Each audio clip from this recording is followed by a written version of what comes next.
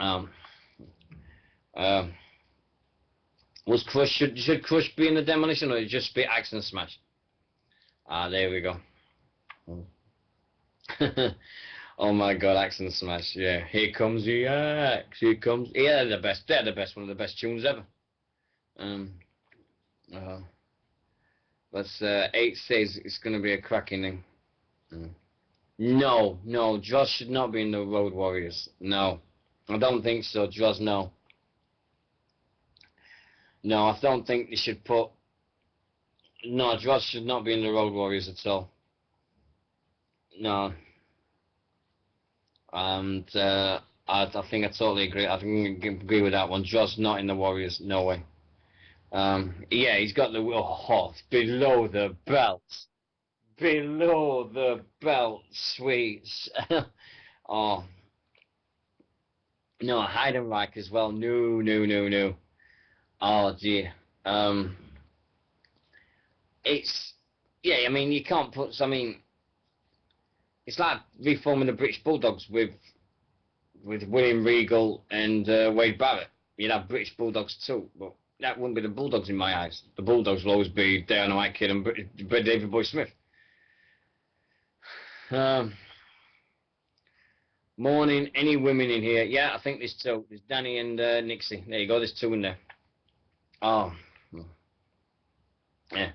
So should you class? I mean, going back to the Road Warriors, should you class Sunny as part of the Road Warriors then? Because she was the manager. Remember?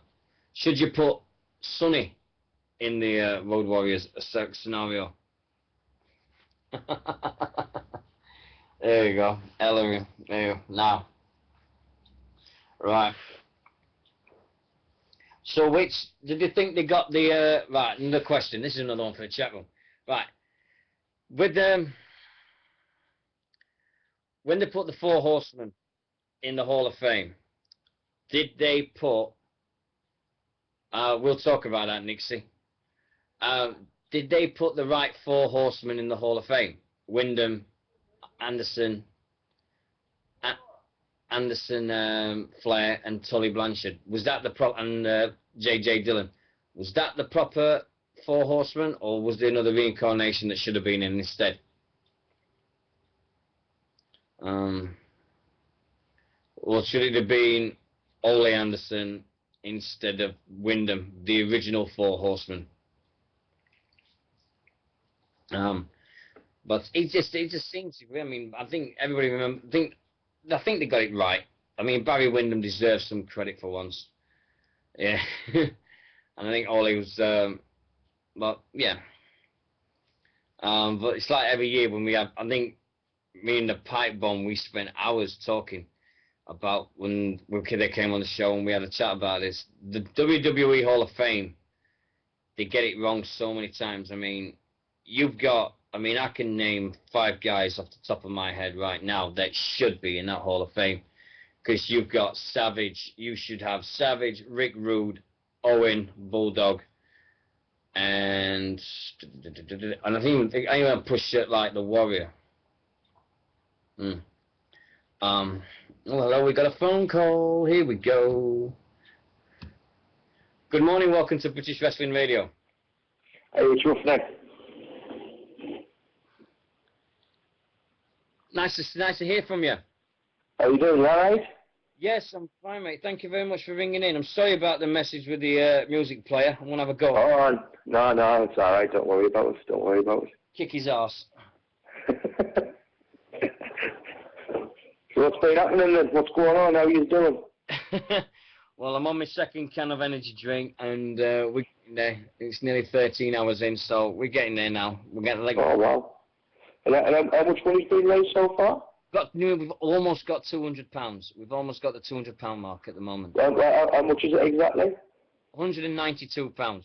£192. Well, for one, go on, I'll stick you £8 in. You know what I mean? It's not tough. How do I go on about doing that? We've got a PayPal account, and you just at the start of the web page there's a PayPal email address that says dirtysanchez at AOL.com. Okay. Type it in the chat room for people so they know about it, and this is the way you pay through PayPal, and you can put your donations in there. All right, cool. I'll put, like you said, yeah, I'll put the £8 in and put it up at £200. All right. And we've just got all the auctions that's going on at the moment, and they're going through the roof. Cool. One auction that's not ending for another 6.5 days, and that stands at £85 at the moment. Oh wow, that's good. That's good. All good. All good stuff. So, what's been going on other than that then? We got attacked by trolls halfway through the night. We got attacked by internet people. They decided. Oh, did you?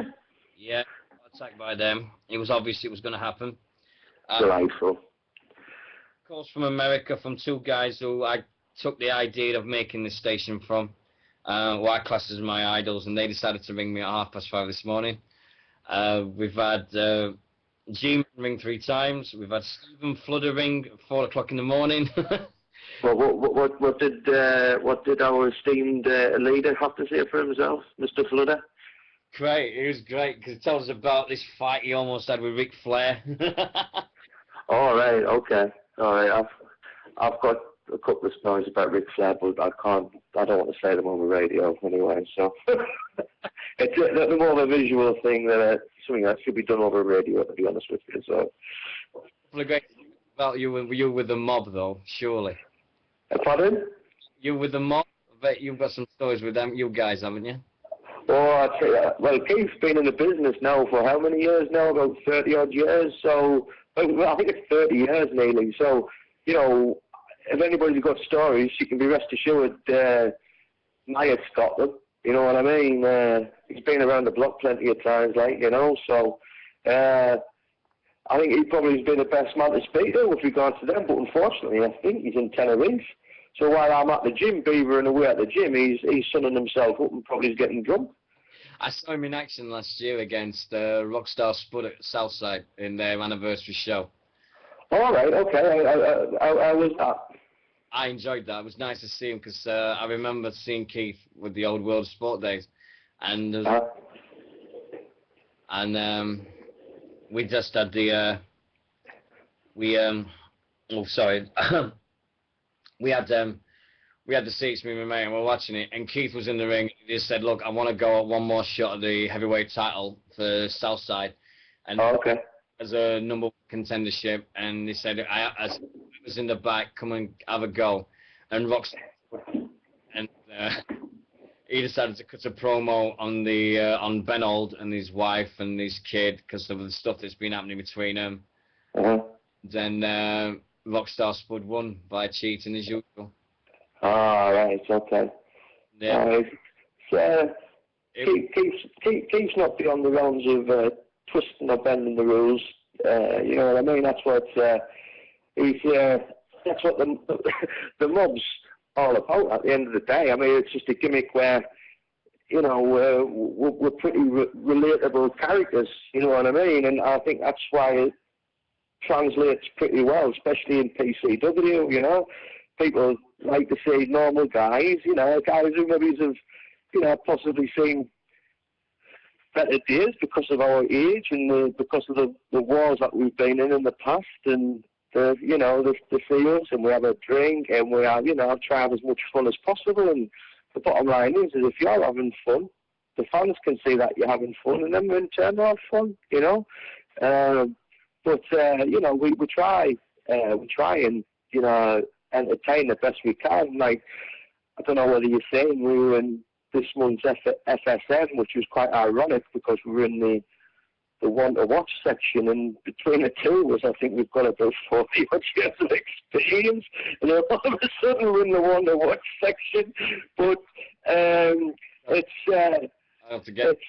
definitely it's like what he says, you know, you're not going to get moonsaults from us.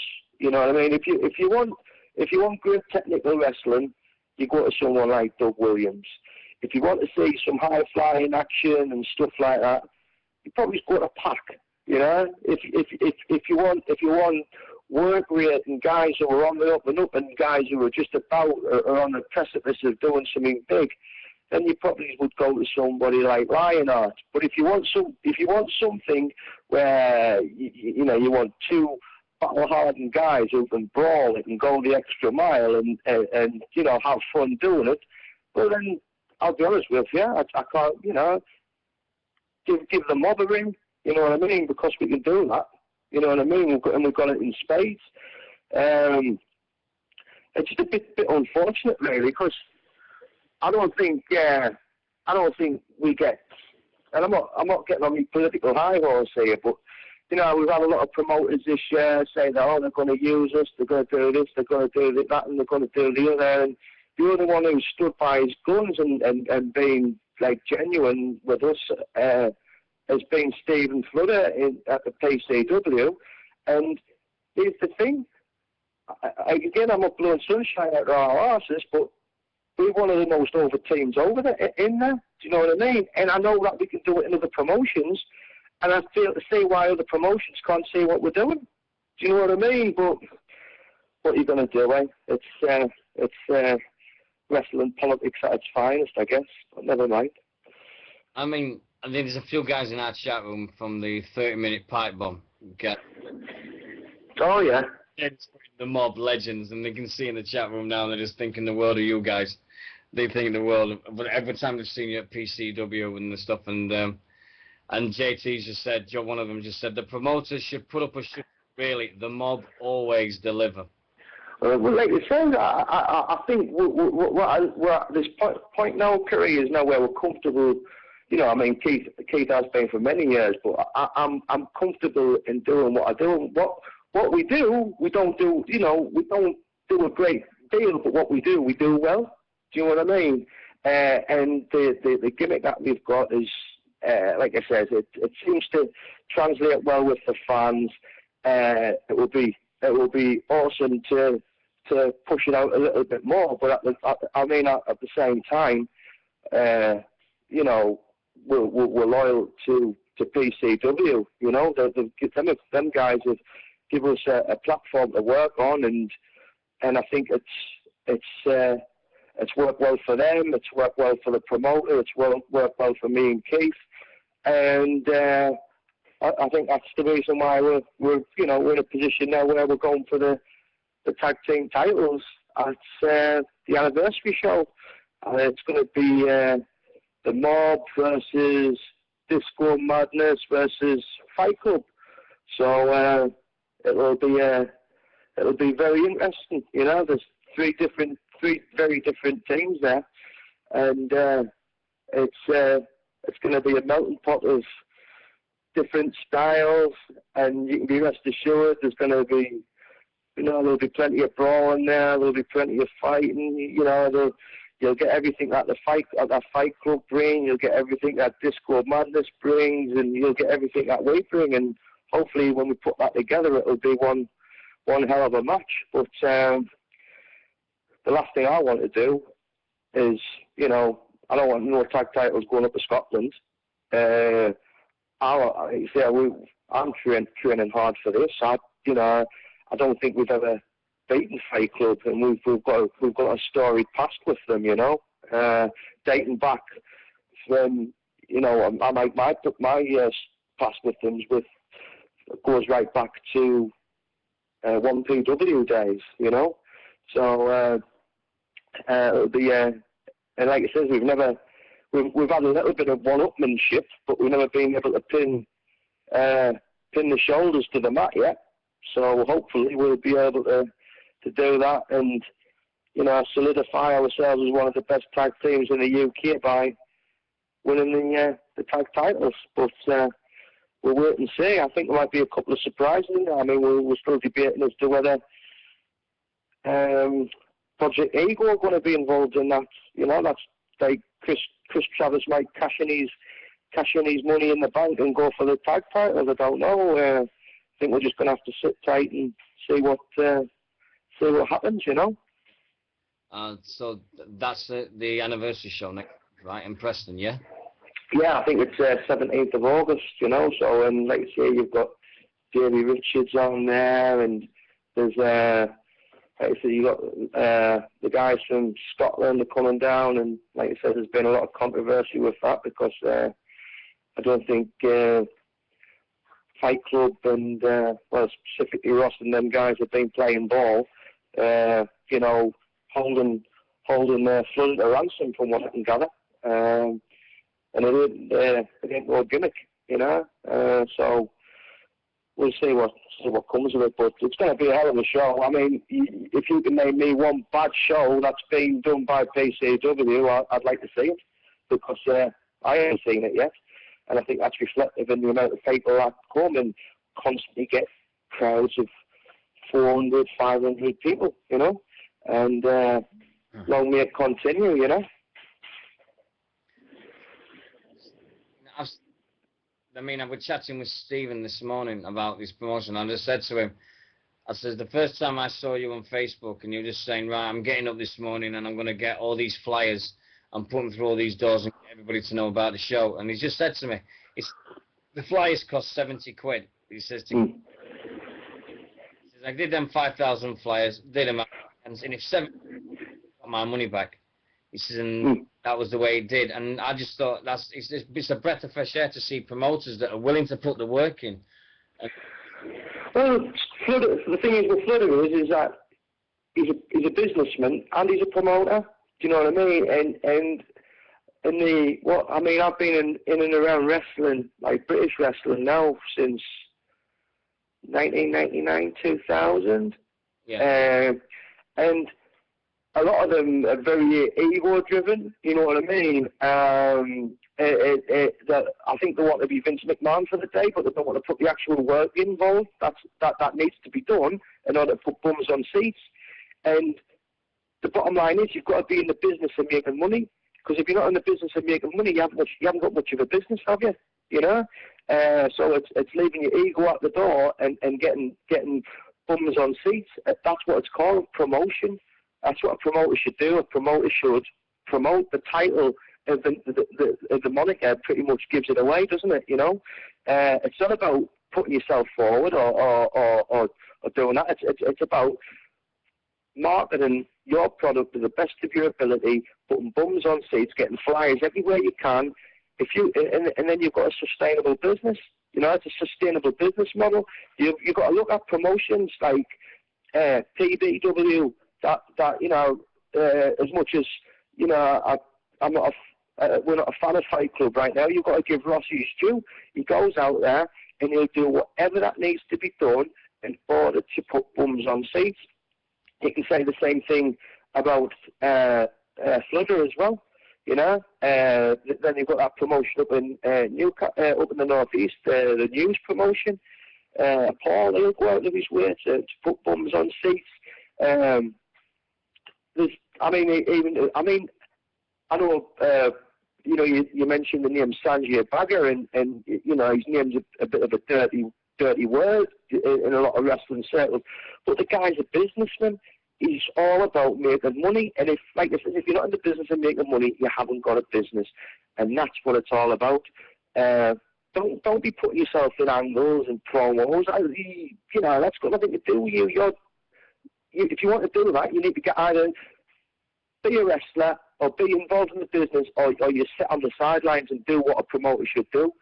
You know, I mean, I see promotions, and I try to help these guys out. There was a promotion called UKW, based up in Leeds, Wakefield way, and it's so frustrating because they had so much of it that was such a great setup there, but the guys, Jonathan Sedgwick, just didn't want to listen to me. And I got a wealth of experience I can pass on, because I've worked for promotions that started off really hot, and then then next thing you know, they've disappeared.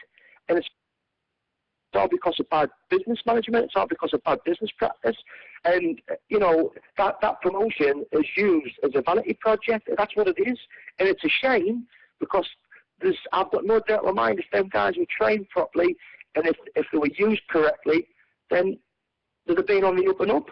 You know, they wouldn't be paying. They wouldn't be paying to be going on TV. Do you know what I mean? The TV guys would be paying them. If you've got a decent product, why would you do that? Do you know what I mean? It doesn't compute. It doesn't resonate. I turned out to them and I went, look, I mean, credit where credit's due to a certain extent, right?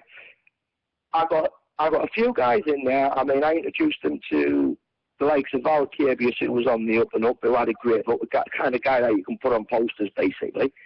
I brought in a couple of other guys. I brought in the Mob, i.e., not just myself, because the Mob, believe it or not, wasn't just myself. It was myself, Keith Myatt, T-Bone, and Madman Manson, believe it or not.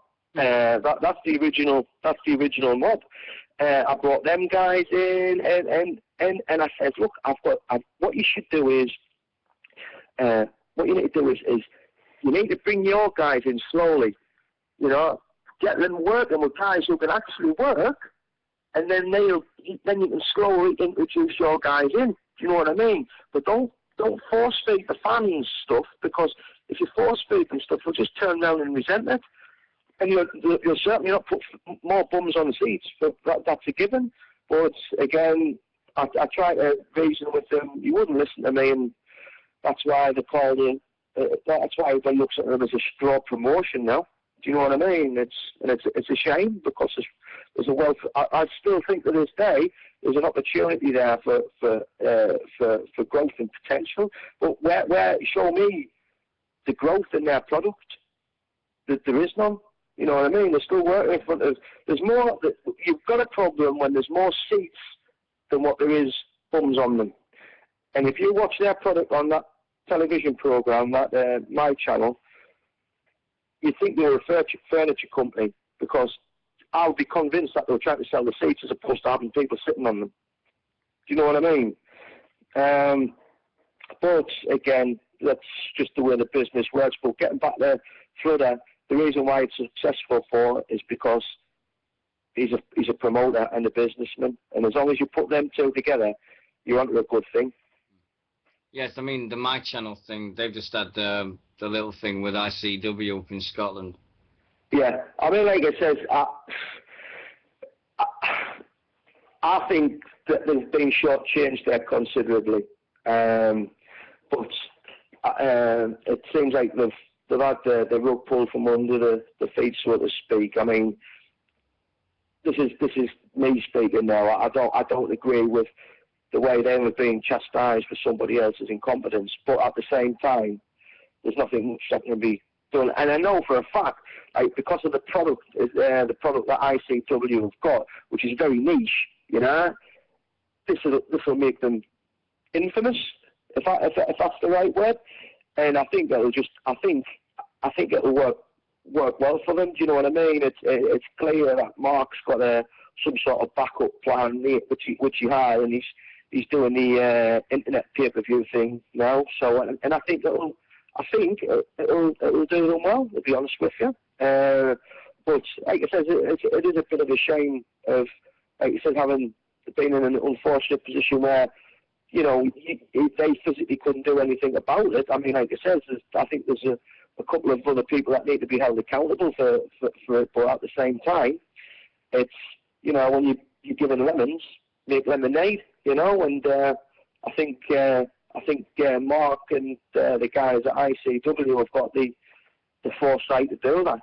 But like I said, it's a very niche product, and because the people that they cater to, this will make them more infamous, and the infamy is the thing that they need, because that'll make their niche product grow that little bit more. You know, it's not a mainstream product. Do you know what I mean? I mean, if I'm being honest, I think PCW is a lot more mainstream. It caters to a wider range, obviously. So I think it's better suited on TV, possibly, than ICW. But at the same time, like you said, you can't help but feel for the guys at ICW, because I know that they're putting a lot of hard work, and like you said, they've got a hell of a product there. And I think, like you say, I've been in talks with Mark over the past year, and I think we could be possibly going up there sometime this year, maybe next year, and see what comes of it from that point. Yes, I'm sorry, mate. It's just everything's happening at once with me, and people's going crazy with me. I do apologise. That's all right. Everything you're saying is absolutely spot on, fella.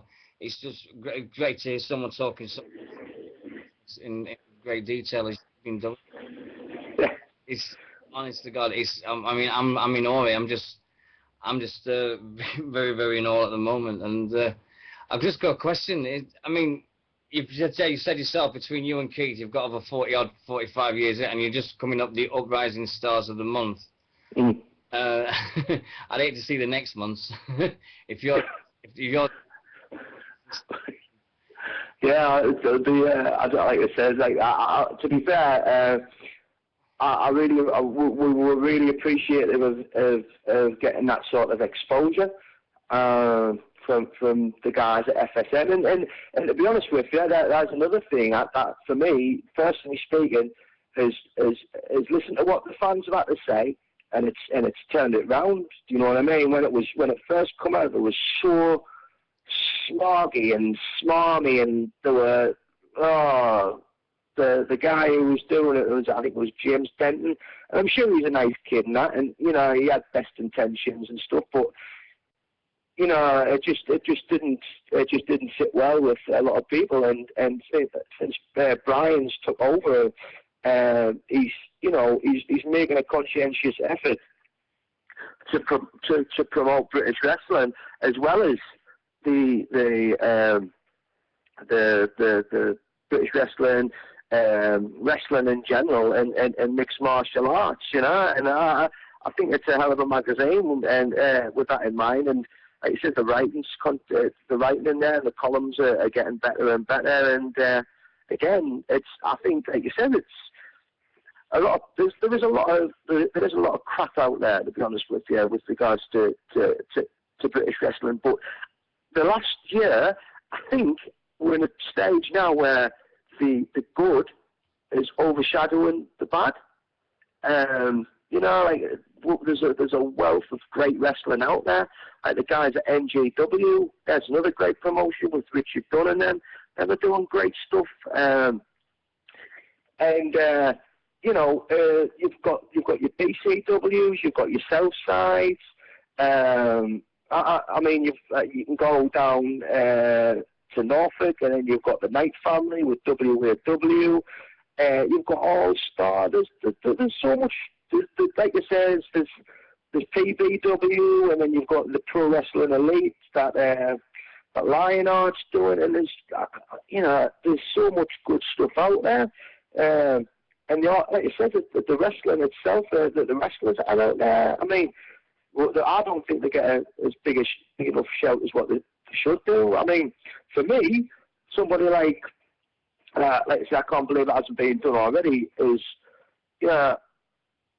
I think Joey Hayes is pound for pound one of the best British wrestlers in the UK, if not Europe. Do you know what I mean? I would say the same thing about Chris Travis.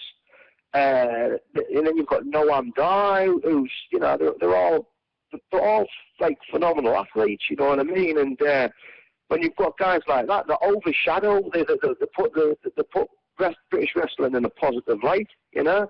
The list goes on. You could say the same thing about Dave Mastiff. You could still say the thing about Fight Club. There's, like you said, and like there's GPW, there's XWA. There's so much good stuff out there, and it's just awesome to see wrestling and British wrestling on the up and up, to be honest with you. And like I said, long may it continue, because it's a great time to be part of stuff at the moment.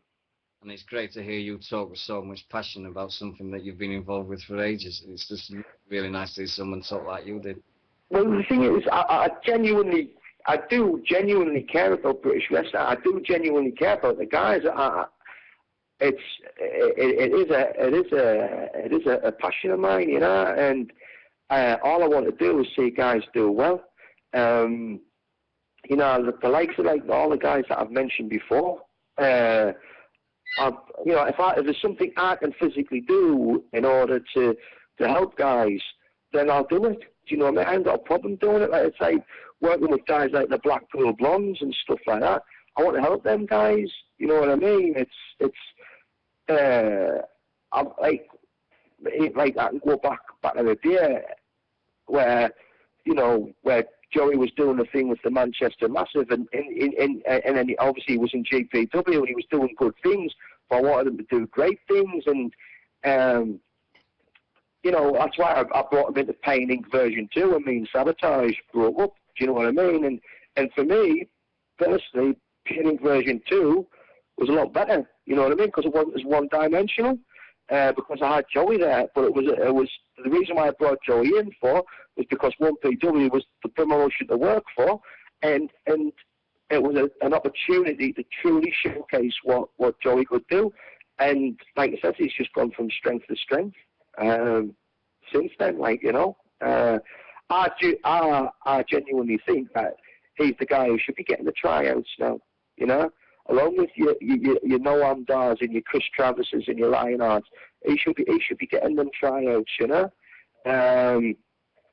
But let's see what happens. Let's see what happens. But I hope this year could be a beacon for guys to step up to the plate and maybe take their skills and styles out of British wrestling and go over to the States, or maybe go over to Japan and like Zack Sabre and Pac, and show people what they can do. Yes, I think you're exactly spot on, mate. You're just really, really spot on. I mean, have you ever been to Japan or America? Been in any one of them places? Oh man, the thing is I'll be honest with you. I'm 38 this year, and I would have loved to have maybe done something, but I'm realistic. Do you know what I mean? And now my job is to help guys. Do you know what I mean? If something was going to happen for me, it would have happened by now. And to be honest with you, with the amount of injuries that I've had, and I did get into wrestling maybe a little bit later. If I maybe got into it about 4 or 5 years earlier and just totally dedicated myself to it, I probably could have done something, because without blowing my own trumpet, everything that I've done, I've been relatively successful at outside of wrestling. Once I've got a target or a goal, I don't want to hit it. I want to overachieve in it. So, like I said, as much as it would have been awesome to do so, I think I'm content now with basically helping other guys and getting them guys over and just being part of something special. And I still think to this day that British wrestling, as it stands right now, is in a position where we are in a special moment. It's never going to. I don't think we're ever going to reach the heavy days of the World of Sport days like we did back in the 70s and the early 80s. But like I said, it's I think a lot of people have got a new appreciation for it. I mean, like for instance, with my wrestling's not as much as I like it to be. It's not my main job. I've got a day job, and I actually brought about 12, 15 people with me who had only seen WWE. And they were, I brought them to the last PCW show, and I absolutely loved it. You know what I mean? Absolutely loved it. They were like, "Well, I've been watching WWE all these years when we've got this on our doorstep, and it's in your face." It's not as you go to a WWE show, they're quite impersonal, yeah. Whereas with ours, you've got guys who they're not dialing in performances, they're giving it 110% every match. You know what I mean? Because it's the guys who are giving it 110%. They want to take it to the next level. They want to further their careers in wrestling. And like I said, I brought 15 people there. I can guarantee you that 15 people will go around and tell people how great it was. Now, the unfortunate thing is because of the nature of my job is that they can't go to the next show. But they're asking me already about what's happening in the show after, because they're making weekends of it. Wrestling weekend is where they want to actually go to Preston, stop overnight, get a hotel, go there, have a great time, watch the wrestling, just be blown away by it, and then have a night out afterwards. I mean, probably rambling a little bit, but that Tozawa Ligero match, right? If you can do what them guys did, right? And I'll tell you exactly what they did. They got WWE fans, casual support, literally standing up and giving them two guys a standing ovation after a match, and you know you've done your job right. Do you know what I mean? My friends were actually in awe of that match, and I think that just highlights how special a product British wrestling is. I mean, admittedly, I know Tozawa's, you know, an import, a foreign talent, so to speak, but you're only as good as the talent that you're wrestling with. And Ligero highlighted, showcased what he could do, and he stood toe to toe with him. You know what I mean? And that's how great British wrestling is at the moment, to be honest with you. Yeah, the Preston match next one is El Ligero versus Dave Mastiff, isn't it? Yeah, I believe so. And like you said, Dave, without a shadow of a doubt, is the best big man in Europe, without a shadow of a doubt. And it's a travesty that guy hasn't done anything further in like I know he went to the States for a bit and did stuff in I think it was OVW, but it's a travesty that he hasn't been utilised more, because like I said, there's nobody who I can think of right now who is as good as Mastiff for a guy of his size. He could be used like a Vader. He could be Europe's version of Vader. You know what I mean? Because the guy's agile. The guy can do moonsaults and all sorts. Not that I would take them off him, like, but yeah, he can do it all, and he's got it all in an abundance. When he comes to the ring, and that he's got that thing that I think that me and like myself we've got that level of believability. When we go to that ring, when we're walking to that ring, people know that we're going there with the sole purpose of not having a wrestling, but to fight. Do you know what I mean? And when we go there, they know that we're going to go there with the sole purpose of bust meds. And if you've got that, that's half the battle won. Excellent.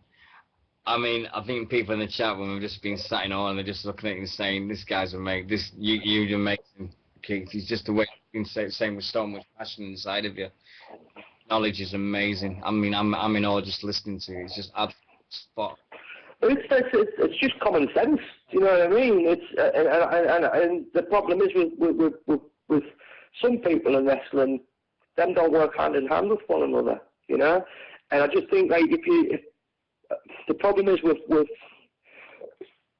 wrestlers as individuals is maybe, you know, a lot of people promoters as well, sometimes they can't see the wood for the trees. No. And if you can just give them a little bit of clarity and chop a couple of trees down and show them the way, it can help for a better products, you know. Like I said, but I think at this moment in time, when I was talking about cutting trees, we've got some good lumberjacks there, and they're showing people the way, and people are listening. Yeah. But anyway, buddy, I'm going to have to go. Okay. But if you need me for anything, just give me a ring, and I'll be happy to help. You know. Thank you for taking the time out of your schedule to talk to us. It's been absolutely top notch, absolutely quick interview. No problem. I'll stay on the chat room for a little bit, and if people have got any questions, I'll answer them and what have you, and we'll take it from there. Yeah, but yeah, good speaking to these guys. Keep raising as much money as possible, and look forward to maybe speaking to you later. Okay. Okay, mate. Take care. Bye. Take care. Bye. Wow, Roughneck, what an awesome. Right. Okay, now, before we go any further, there's somebody in the chat room who, without this person, we wouldn't have that chat room, we wouldn't have this website, and we wouldn't have anything. And he built this on a Sunday. He said to us one night, "I want you to type in this web address." And he did, and he says, "Go to it." And I fell out of my chair, because out of his own spare time and out of his own thing, he spent all afternoon doing it. He built BritishWrestlingRadio.co.uk. He built it. He's in this room now. I think he's the greatest thing in this world to me. I love him with my heart and my soul. Because without him, he's given us an awesome chat room. He's given us an awesome webpage. He's done a top-class job. And this lad is amazing. I know who he is. Everybody in this world should know who he is. His name's Glenn Stewart. He's in this chat room. He's there. He's third from the top. He should be the top above me by a mile. So if anybody don't give anything about it, he's just Hello, Daniel. Hello. How are you doing? So how is the show? We had Ryan and Matt on earlier on in the night. Ryan Clark? And Matt Boone. Great. So that mean that mean I text him we are doing that. Yeah, Lance and Winterslayer and Sheamus were just texting him. It was someone on Facebook, and you can see it on one of the messages. They were just saying, I think you should bring Dino and all this, and I was in all, and then Ryan rang first. We had a 10-minute chat, and he got a couple. About 5 minutes later, we had both of them in, and Matt was wasted. He was absolutely wasted, but it was so cool, and it was so funny. Yeah, Ryan come for charity cause. He is an awesome man. Yeah. I was on early on Tuesday. It's 2 hours early. It's been on the normal time. It's 2 hours earlier. Yeah. Got so. No. But I'm just finished off what I've done this time. Nobody asked him. No, do this. It's off his own heart. And got the echo again. Oh dear. Yes, but we don't have echo. Well, I think I've got an echo again. Oh, sorry, I kicked my hand. It's my oh, anyway. Anyway, in a few minutes I will leave for my expulsion. Thanks for everything you do. Yeah. It's a top job, mate. Thanks for everything you do, and have a nice time, my man. You're the man. I will never able to speak during 24 hours. Yeah, you speak all the time, mate. You speak anytime you wish, and you know that.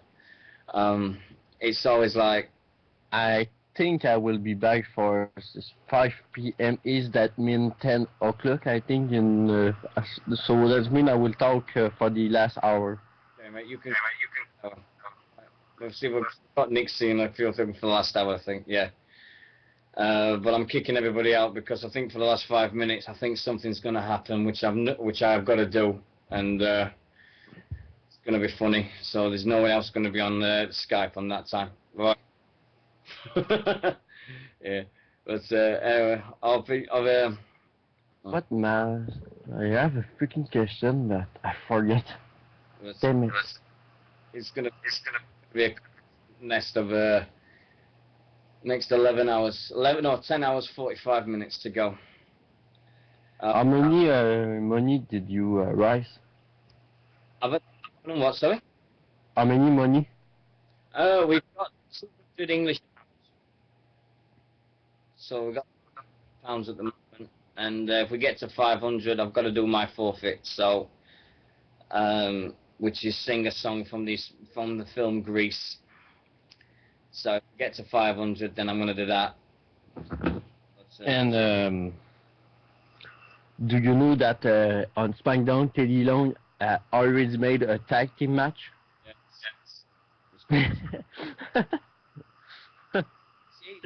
It's fate, isn't it? It's just as soon as he's back, it's fate that he comes up and says tag team match. It's every time. I was when he was, I think he was with the Switch guys. Who the fuck is Antonio? Antonio no, and Oksana. You're going to have a mixed tag team match. I thought, no, Yeah. not a tag team match. It's crazy. As soon as he opens his mouth, as soon as you hear that music, Teddy Long, you know it's where that his mouth is. Hold on. Hold up, you're going to you're not going to do like that. Yeah. The two of you versus the two of you in a tag team match. Hello. Yeah, that's it. Every single time. Or for a shot for the number one contender, you're going to have a battle over the top rope battle royal. Oh yeah, the battle royal, fatal four way or tag team match. That's it. Or if Randy Orton is not suspended, Randy Orton the main event. Oh, with RKO. He's couple. That's it. See, we'll see what the magic brings. We'll see what Orton, what Teddy Long brings, but can't see anything else but tag team matches all night long. Last time I need to say is Nixie, I got the mask. I got the freaking King mask, but not yet, but very soon. Yeah, it's oh, mental. I've got a Mysterio mask. My friend bought me one back on holiday, and I've got it's blue with red on it, so it's the great. So I've got a Rey Mysterio mask. Yeah, and the same, but I think I have a freaking old mask. I will need customizing to have his entrance mask. His mask when he makes his entrance.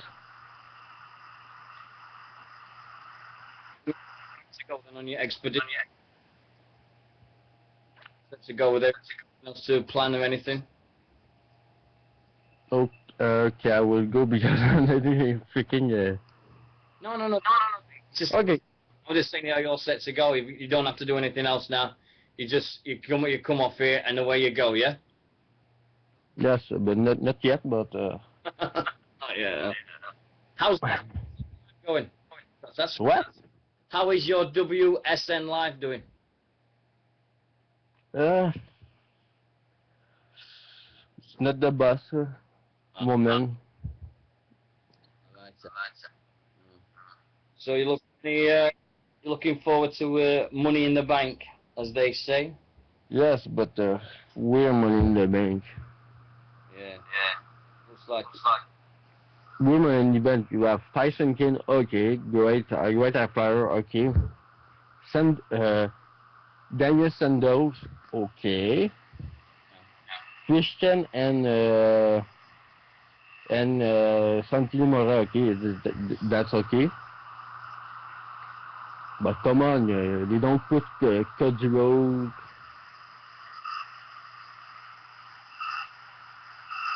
And Noise.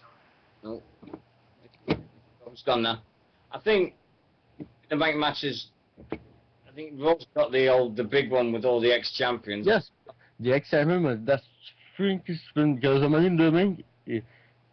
It's like for the future.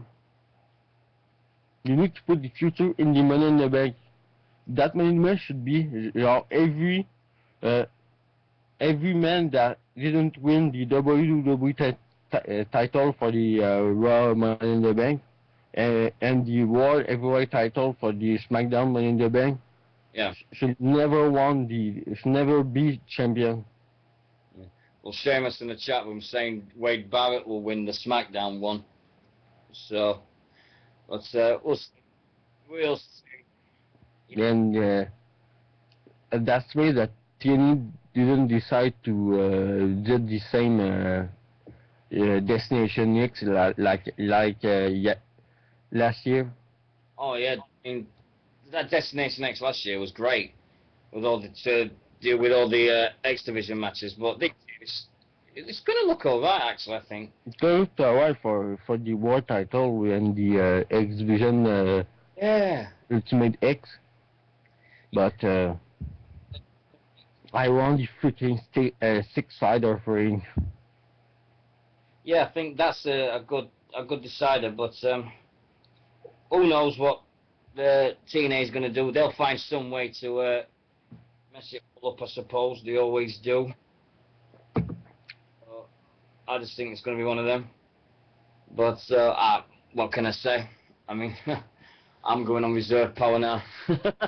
I'm really getting bad now. But anyway, mate, thanks for chatting to us. It's been a pleasure as always. It's same old man, and the same old fart me, still going. But it's a pleasure to talk to you again as usual, mate. Is that all right? Yes, I will buy after the expulsion. Okay, man. Take care of that. Have a great time. Take care of yourself. Take care. Our very own resident heel, Quebec Iceby. Now, where was I? Yeah. Right. Now, Glenn, in that chat room, now, this website means the world to me. To do this for me is nice. And the idea you had, let's have a look. I mean, I've been all over the place. I really do apologize. I'm trying to do this, and I'm not making no excuse, because that's not my style. And if I meet them among. But I've been at this now for, dear God. I've been up now over 24 hours, and I'm going as quick as I can and going as much as I can, and I don't ever.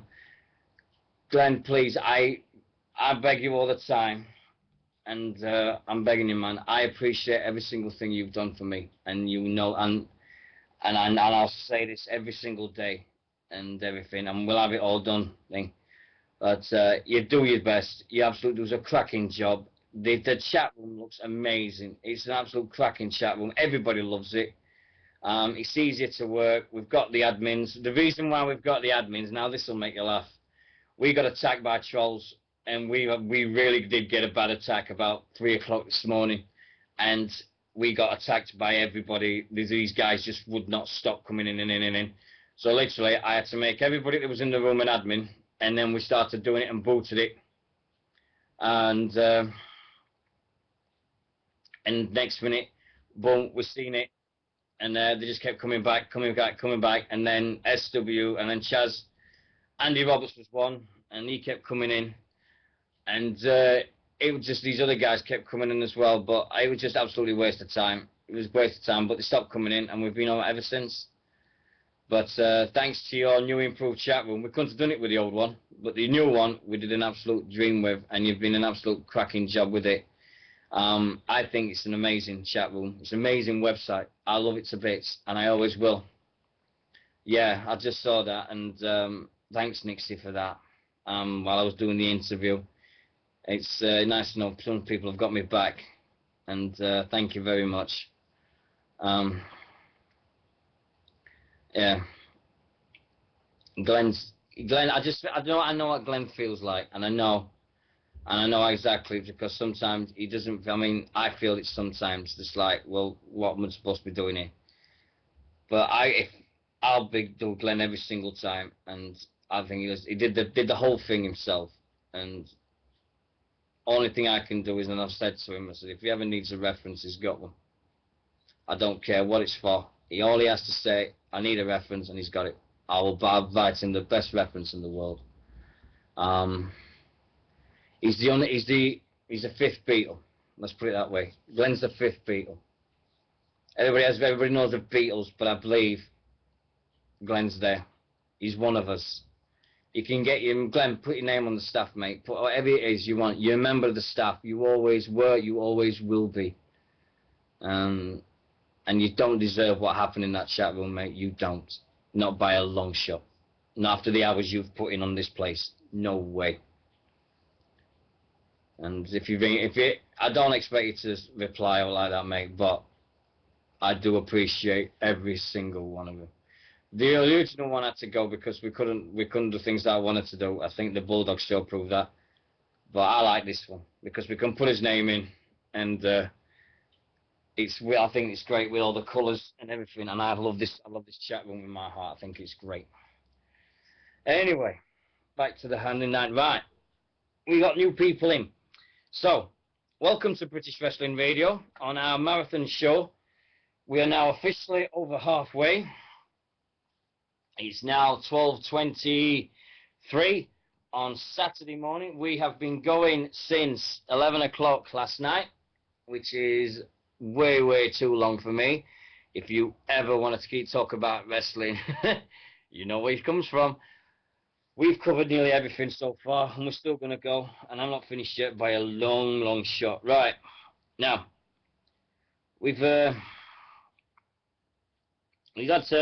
I've got a little thing, a little story to tell you. And if you can put up with me writing the story, then I'm going to tell this story, then you're going to be okay.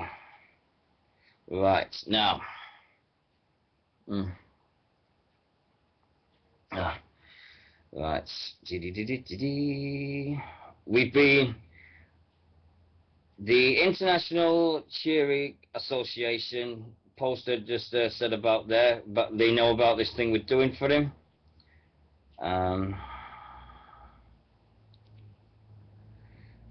We've got this for the group named from Callum, and there's all these photographs of all the wrestlers he's made and all the friends he's made and everything. And it touched my heart. It touched my heart really, really much for this to for Callum. And I think people forget. I think some people forget about what this means to me. And nobody asked me this. This is what people don't understand. I think it's the fact that with Dace, I just said to him, I said, do you fancy me letting me do a show? Oh, okay, thank you very much, Danny, thank you. Right, let's have a look, see if I can remember this. Right.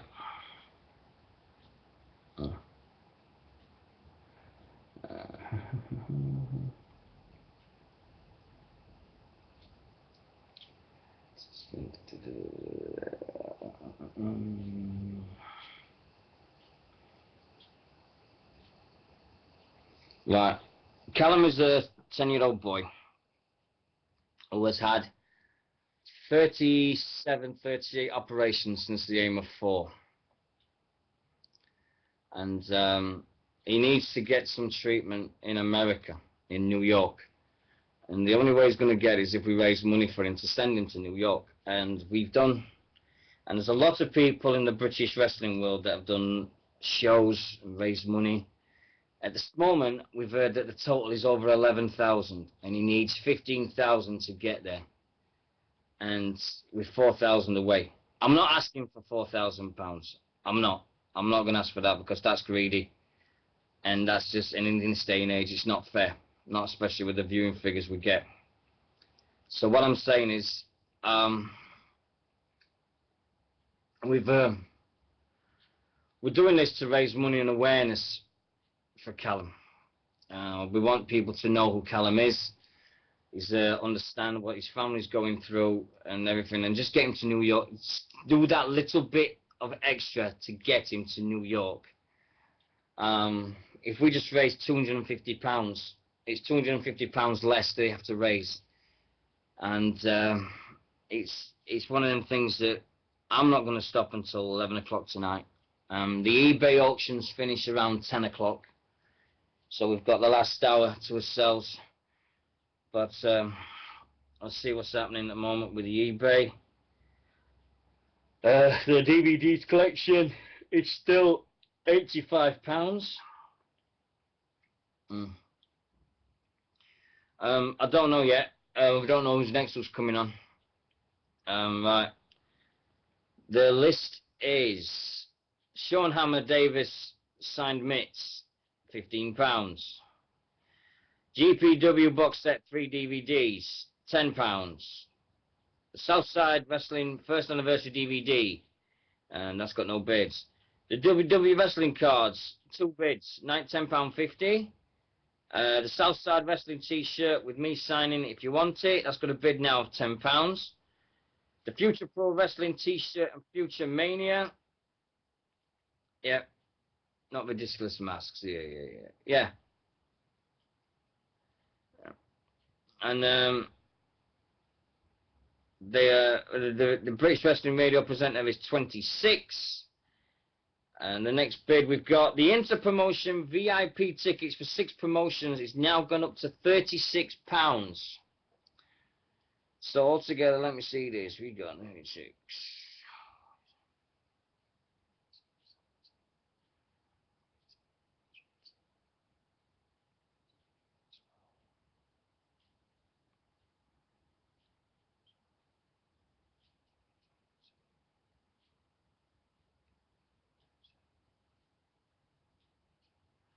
We've got £222.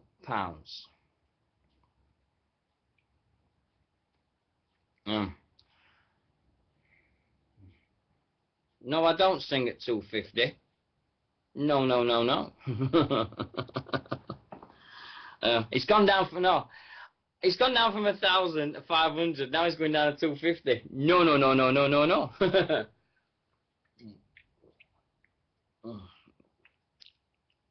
Oh God, I'm really struggling now. My legs.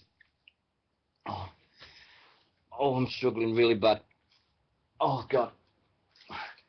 Sorry guys, I've just really got to stretch. Oh dear me. Sitting down is not good for you. I don't need a Divas break. I don't need a Divas match. I'm fine. Thank you for your concern, but I'm fine. Right. Let me just walk to the door. I'll still be talking, so I'll still hear. I'm just going to keep walking around, so I'm fine.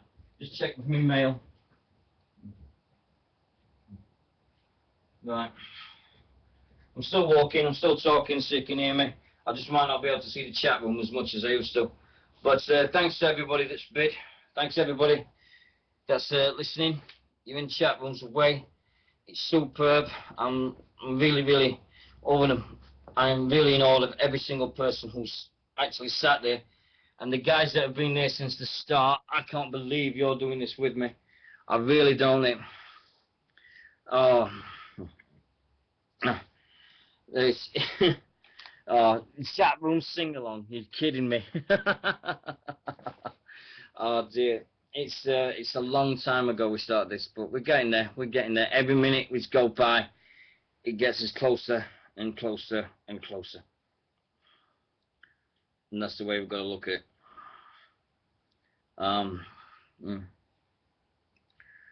Oh dear. It's gonna be crazy. Oh dear.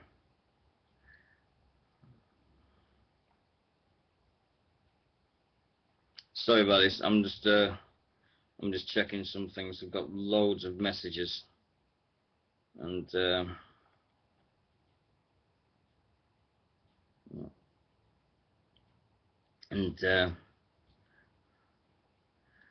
oh, it's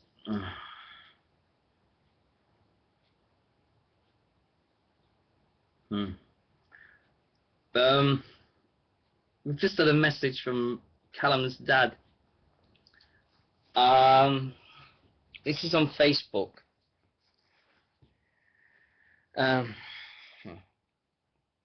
This is from Rob, who's Callum's dad. It says, check out, it's raising money for Callum. British wrestling, from fans, promoters and wrestling, have been amazing. We thank you so much. I can't put it into words. British wrestling's best shows, best wrestling, best fans, and by far the best people. Thank you all. That's from his dad. Oh dear. It's oh dear.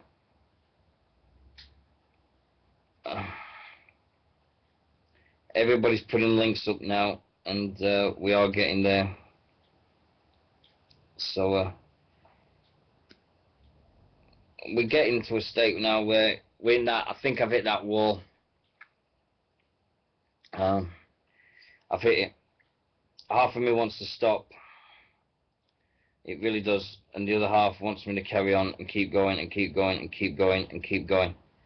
And it's really, really hard at the moment. And it's Nixie, if you want to come in, love, please. I need someone to talk to. I really do. If you're gonna come in, you come in. But I think I'm gonna be managing at the moment. But it's like I said, I mean, he's in.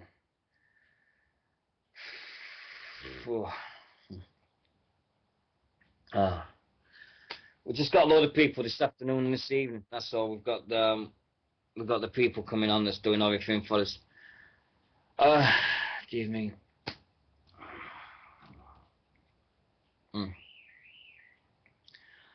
Right, John, can I put a promo on? Let me get some fresh air, so I can just get some fresh air in my lungs. I'm sorry, I just need to. You guys, do you want a promo putting on, and I can find something, and I'll see if it works. Right.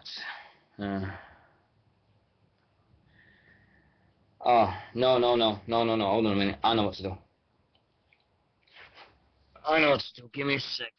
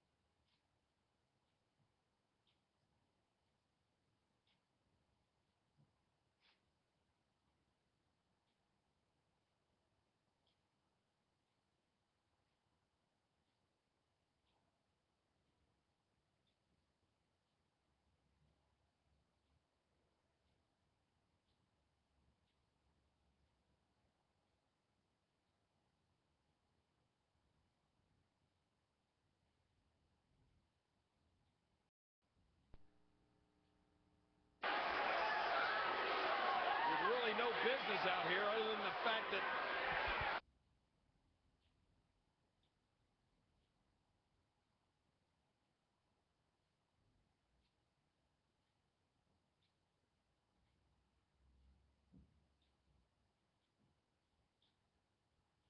can be.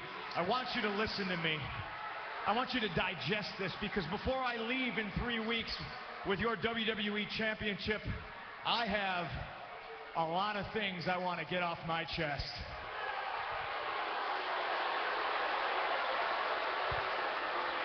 I don't hate you, John. I don't even dislike you. I do like you. I like you a hell of a lot more than I like most people in the back. I hate this idea that you're the best. Because you're not. I'm the best. I'm the best in the world.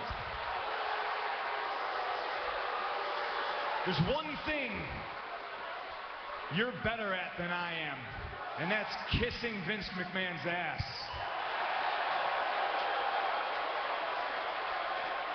You're as good as kissing Vince's ass as Hulk Hogan was. I don't know if you're as good as Dwayne, though. He's a pretty good ass kisser. Always was and still is. Oops, I'm breaking the fourth wall. I am the best wrestler in the world. I've been the best ever since day one when I walked into this company, and I've been vilified and hated since that day because Paul Heyman saw something in me that nobody else wanted to admit. That's right, I'm a Paul Heyman guy. You know who else was a Paul Heyman guy? Brock Lesnar. And he split, just like I'm splitting, but the biggest difference between me and Brock is I'm going to leave with the WWE Championship.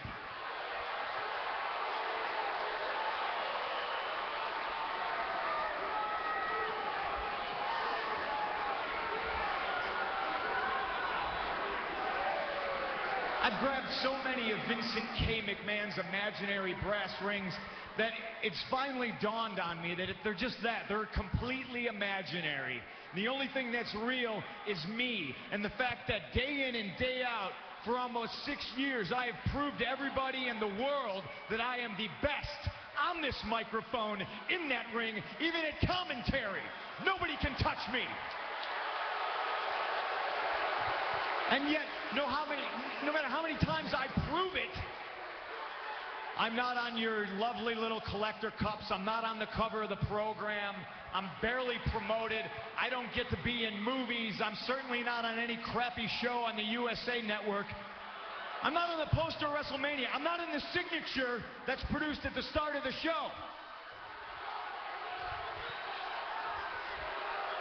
I'm not on Conan O'Brien, I'm not on Jimmy Fallon, but the fact of the matter is I should be. And trust me, this isn't sour grapes, but the fact that Dwayne is in the main event of WrestleMania next year and I'm not makes me sick.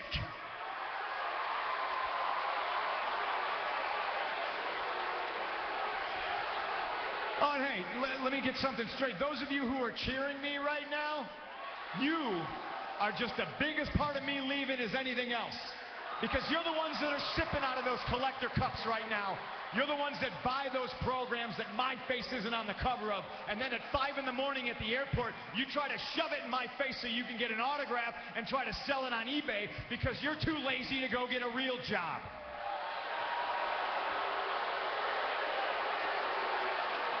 I'm leaving with the WWE Championship on July 17th, and hell, who knows, maybe I'll go defend it in New Japan Pro Wrestling. Maybe I'll go back to Ring of Honor.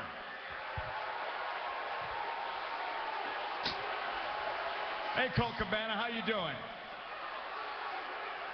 The reason I'm leaving is you people, because after I'm gone, you're still going to pour money into this company. I'm just a spoke on the wheel. The wheel's going to keep turning, and I understand that. But Vince McMahon's going to make money to spite himself. He's a millionaire who should be a billionaire. You know why he's not a billionaire? It's because he surrounds himself with glad-handing, nonsensical yes men like John Laurinaitis, who's going to tell him everything that he wants to hear. And I'd like to think that maybe this company will be better after Vince McMahon's dead. But the fact is, it's going to get taken over by his idiotic daughter and his doofus son-in-law and the rest of his stupid family. Let me tell you a personal story about Vince McMahon, all right? Can we do this whole bully campaign?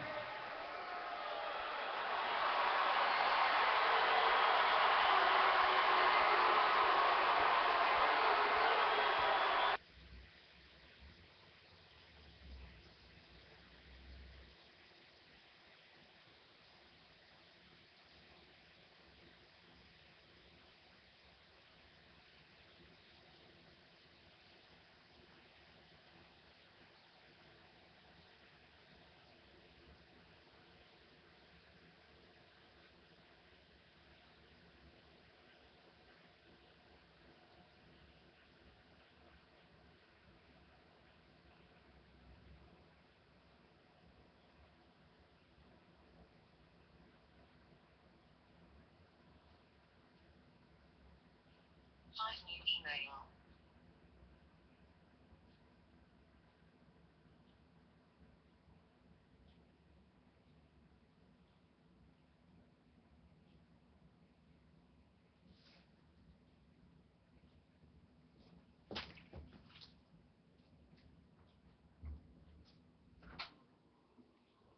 I was ready.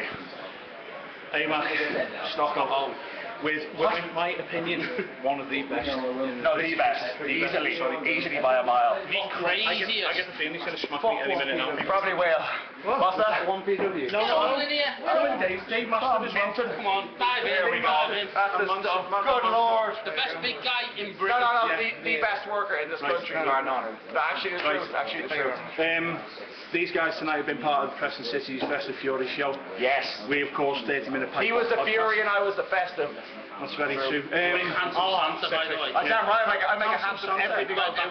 I'm also available for bar mitzvahs, Easter bunny, and weddings. Funerals too. You're being No funerals. Love funerals. You're being needs a bit of a seminar. It's getting ridiculous. No. I'm having up. Maybe later. Well, yeah, couple more, Jack. Bottom line, this is going absolutely nuts as usual when Manson's We know involved. what the fuck we're doing. That's it. We- Hey, we know we're taking down the ring because everyone else is too big a superstar to take He's down. not what we're doing. We know what we're doing. The four Every of us time. combined, holy shit. Yeah. So, Me and Ant are being professional here. These two, I Damn don't know right. what's going I don't know. on. Professionalism. why do I get the feeling? The two words professional and wrestling should never be put together. That will make get off me. Get off me, meat. Get off me. Oh, good lord. Jesus Christ. You big sweaty oaf. This guy, in my opinion, I've been wanting to interview this guy for a few years. Oh, you've got a big mental problem then. Let's be honest. He weren't going to come tonight, so we were going to get scared you to you shoot the Damn promo right, on him. damn right, it No, should be. you were going to shoot a promo on me, but I might just let you throw a few spuds instead. Oh, Yeah, Spud, it's- not actual it's- Spud. I hate that guy. it's him with He's this. a rock star. No. Oh, did I say potato? Sorry. I don't know. It's all this wrestling talk doesn't mean anything to me because I have no interest in it. All I do is it as a job. I By actually the way, where did you get your boots from? I love your boots. well, as you can clearly see, Yeah. Santa Claus specials today. Sweet. They even have a buckle on them, you know what I mean? I loved your Nike tip as well. Yeah, I'll get you a pair from Thailand. They're cheap. Sweet. 40 quid for you, 50 Oh. for you. There you go. 60 for you. That's how it goes. Fantastic. Deals and a half. Right. All I can say other than this is, That's all you can say. fucking great. Damn right, poor Nigel. Poor Nigel. Nigel. That guy's an actual good wrestler. He gets stuck in with me. God love you.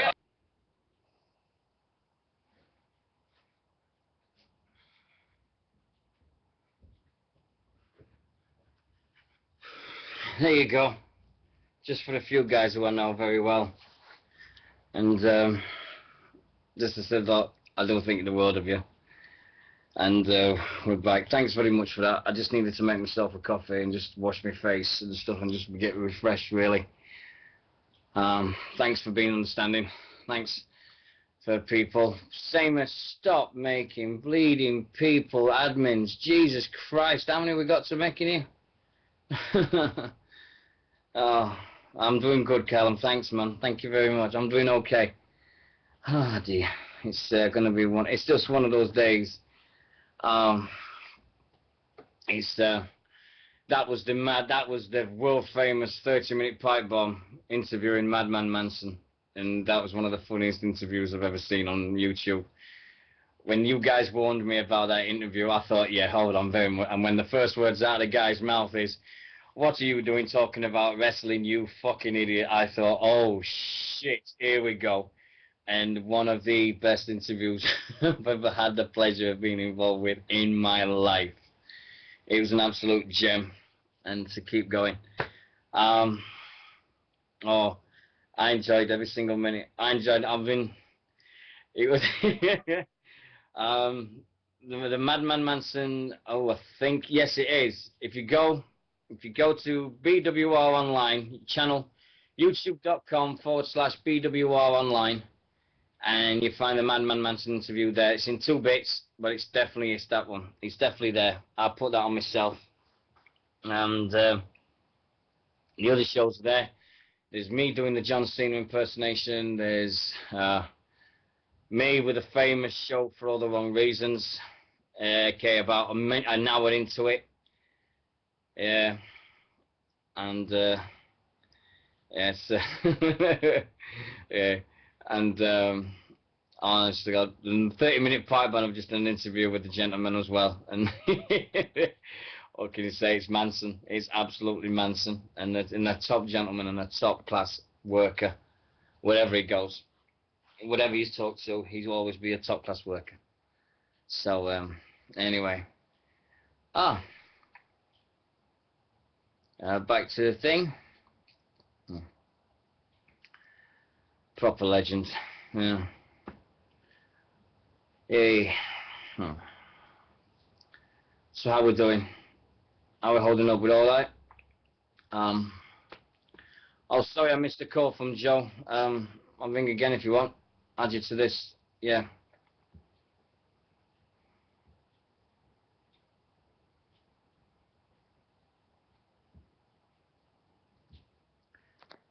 Hello, mate. How's it going, bud? Alright, thanks. How you feeling? And I know how some people feel now. It's just all I'm thinking about now is Callum. It's just the Callum thing. That's all that's going through my mind now. It's just really I don't care about myself. I've got so much stuff around me. I've gone past the eating stage. I just don't fancy eating anything. Just past that completely. I've just got a cup of coffee in front of me. The Monster energy drink tastes like, I'm not even gonna describe what that tastes like. But I can imagine it's absolutely disgusting. In all fairness, I've had the beauty of a 6-hour sleep. I think I stayed on till 2, slept till 8 and came back on, so I have missed some of the best bits in all fairness, but other than that, it's been excellent. The guys you've had on interviewing, the things you've been saying, it's been top draw, mate. Thanks. Thanks very much. It means a lot to me. It really does. We're trying to, I mean, I know people are like, I mean, the short tempers and everything's coming in, and we get people coming in and being an absolute dicks. And thanks to every single person that's on the moderators list now, because there's hundreds of Yeah, that's it. There's plenty of people there fighting the good fight alongside you now. Yeah, then I don't know, and it's some people that's like, I really appreciate everything they do. I really do. And it just seems that, I think the night before we started, I was explaining to Stephen from PCW. Yeah. And he said, I says, thank you for coming on. And he says, oh no, I says, because it was all over the place before he came. He sorted it out, told me what to do, and bang, that's it. We went straight on the tracks, and it was straight ahead then. It was all steam ahead. I know where I was going. From that moment on, when Steve explained, it was a case of, right, I'll get everybody involved. You just sort out the stuff, get it all done with, and make sure you can do the best show you can possibly can. Because I think I was trying to do everything for myself and trying to do everything, and it just weren't happening. And I just got told I had a new plan to find a new place to live, and so I've got to be moving there in a few weeks. Awesome. So it was just a case of finding somewhere to live over the last 6-7 days, but I've had everything, and I lost my voice last week. I thought I wasn't even going to be able to do a show this week. I didn't speak for 4 days. I lost my voice. I didn't get it back till at least Wednesday. I just wouldn't speak till Wednesday.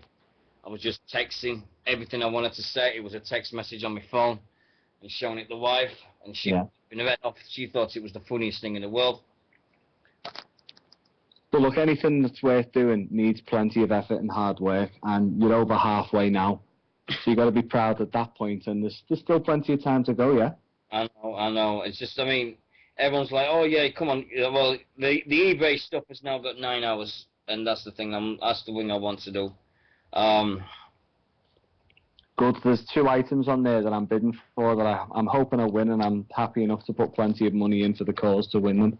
I think the VIP tickets for 7 promotions is just amazing. I think that's a cracking deal. But I think if I was living in the area, I'd have that one by a mile.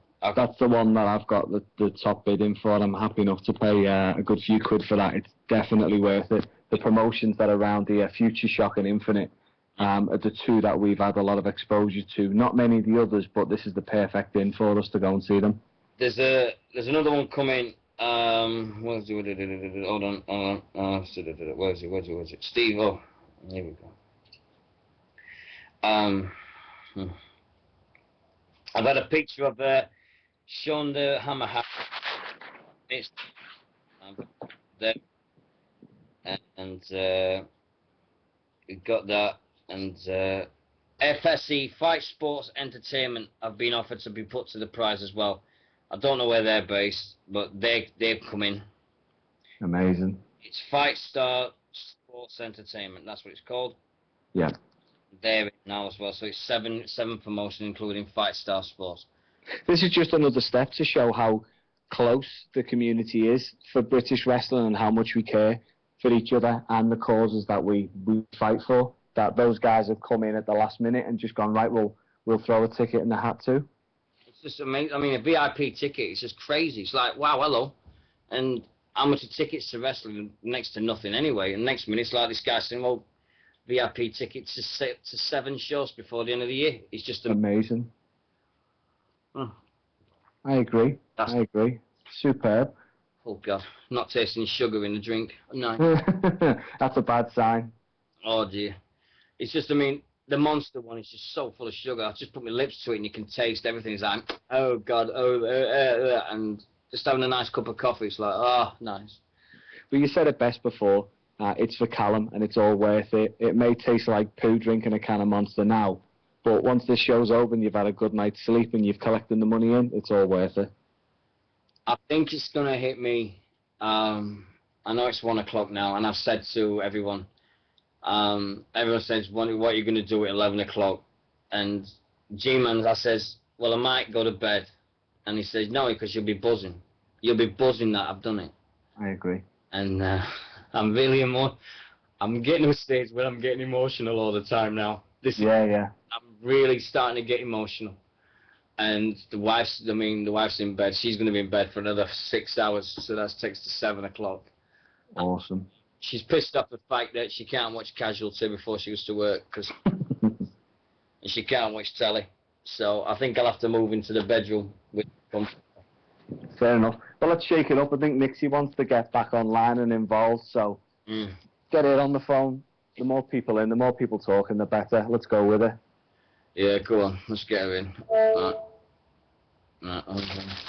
There we go.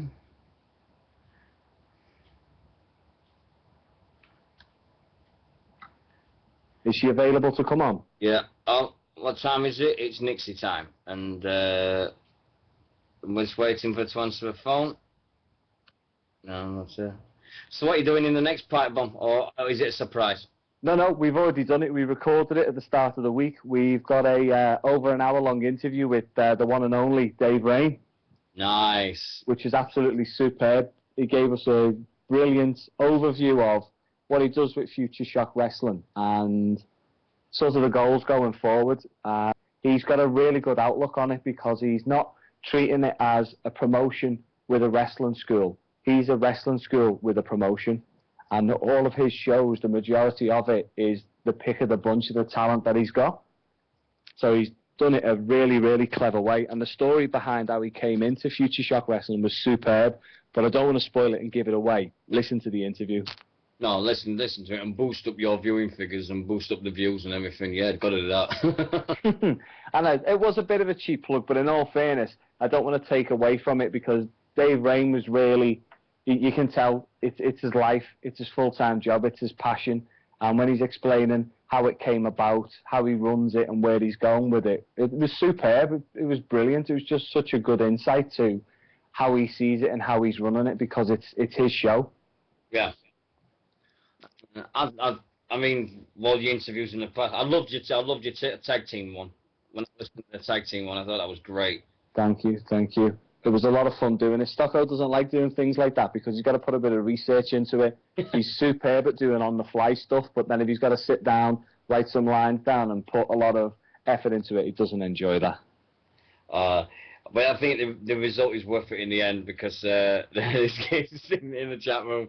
Now, Joseph. I just think, I mean, when you see the effort that you guys put in, and you actually, I think if people don't know in the chat room, I mean, these guys go everywhere. I mean, whenever there's a show up in the Northwest, they're there. It's simple case. You see the 30-minute pipe bomb T-shirts, boom, that's it. You're there, and you're supporting no matter where it is, and it's nice. I think we've got our 6-month anniversary now. Surely we've known each other. Yeah, it is. It's coming up really soon, mate. From when we did when we had you on for British WrestleMania. To be fair, that's the reason why we've left that on the YouTube page because it was one of our most enjoyable interviews having you on. You said it best earlier on in the show that we're all fans. Whenever we go and do something, it costs us money. We do it because we love it. It's a superb hobby. We're not doing it to be famous.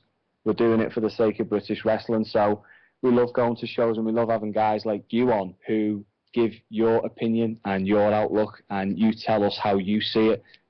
And thankfully, you follow the same thought process as we do, which that's why the interview with you was superb. And I think our friendship has blossomed since then really well. Yeah, I think what people don't understand is, I mean, I keep pushing it, and I still get hassle. I still get things saying, "Oh, you're crap, and you're gonna do this and that." And he's like, and I'm saying, "Yeah, but I'm not a journalist. I don't do this for a living.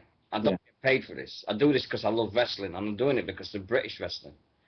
And the crap, I must admit, when I decided to go with a more British style of program instead of the American style, the crap I got from people saying, why won't you talk about WWE? Why won't you talk about TNA? And the amount of things I said is, yeah, but the shows over here that do that, and the shows over here that all do that, I said, why can't we be different and talk about the show that's happening in Stockport, or the show that's happening in West Brom or the Midlands or somewhere like that? Yeah. And why should I want to talk about what everybody else is doing? I just want to talk about and big up guys that should be deserving. And the amount of thing I got back was frightening. It was stupid, the amount of... From people I thought were my friends as well. And the next minute they were just saying, oh yeah, we should be doing this, you should be doing that. And I just said, look, I don't care what you think. I'm going to do it this. And I said, it's the radio station is called British Wrestling Radio. Yeah. Take a chill pill and just piss off. I just had enough. Well, let's face it, mate. It's your show, and you put on there whatever you want. It's your product at the end of the day. I mean, some people, they think because they listen to it, and this is no disrespect to any single person that listens to it, and I appreciate every single one of you. You'll never know how much I love every single one of you guys for taking your time out of your lives and listening to a silly old bugger that's been on here for nearly 14 bleeding hours. nearly 14 hours now. 14 hours, Jesus Christ. 10 to go, come on. And it's my play, and I'll cry if I want to, cry if I want to, cry if I want to. You would cry too if you look like me, but I'm not going to, so you can piss off. It's just every 10 seconds somebody's like saying, oh, you're so shit, you're terrible. Yeah. I think one week when it just went crazy, I just went, oh, do me head in. Nixie's asking, who's on now? Well, no, right, here we go. Now maybe she'll answer the bleeding thing. Come on, Nixie, answer. Hello, Nixie, come on, answer your Skype. It is not hard. I am answering the Skype. How many echoes was that? Oh no, is this pipe bomb? Yes, it is.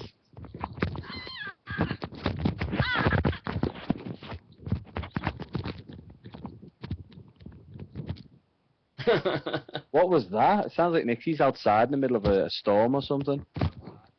Nixie, are you there? Yeah. Wait, you sound a bit quiet. That's one, an echo. Yeah. I think she's reading 50 Shades of Shy.